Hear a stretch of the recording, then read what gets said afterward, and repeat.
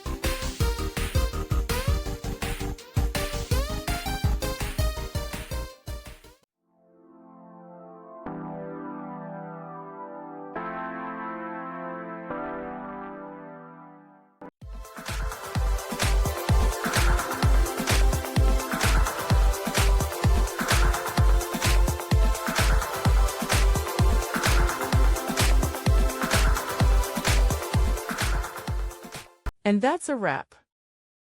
I hope you found the answer you were looking for.